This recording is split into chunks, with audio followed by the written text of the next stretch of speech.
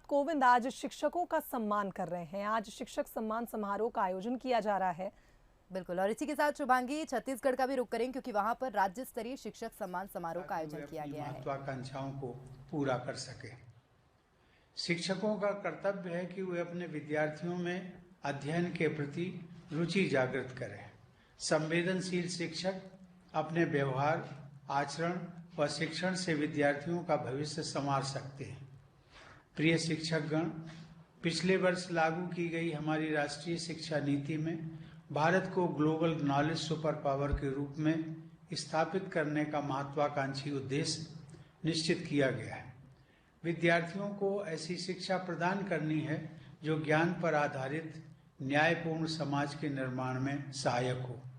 हमारी शिक्षा व्यवस्था ऐसी होनी चाहिए जिससे विद्यार्थियों में संवैधानिक मूल्यों तथा नागरिकों के मूल कर्तव्यों के प्रति निष्ठा उत्पन्न हो, देश के प्रति प्रेम की भावना मजबूत बने तथा बदलते वैश्विक परिदृश्य में वे अपनी भूमिका के बारे में सचेत रहें।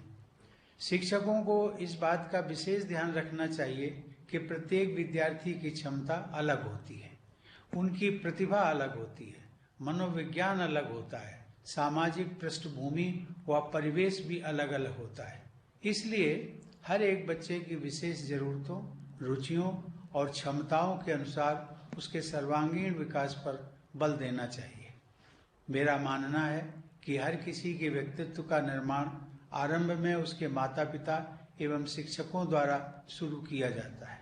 हमारी परंपरा में प्रत्येक व्यक्ति को सुयोग्य और प्रत्येक वस्तु को उपयोगी माना गया है। किसी को भी अयोग्य या अनुपयोगी नहीं माना गया है। संस्कृत में एक सुभाषित है, आमंत्रम अक्षरम नास्ति, नास्ति मूलम अनौषधम, अयोग्य पुरुषो नास्ति, योजकः तत्र दुर्लभः।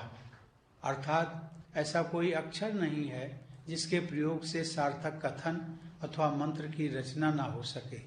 ऐसी कोई वनस्पति नहीं है जिसका उपयोग औषधि के रूप में ना हो सके।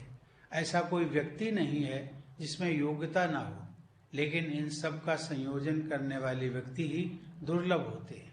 किसी भी समाज में निहित प्रतिभा के संयोजन की प्राथमिक जिम्मेदारी शिक्षकों की ही होती है। एक अच्छा शिक्षक व्यक्तित्व निर्माता है, समाज निर्माता है और राष्ट्र निर्माता भी है। हमारे देश में उत्कृष्ट शिक्षा व्यवस्था के उदाहरण उपलब्ध रहे हैं।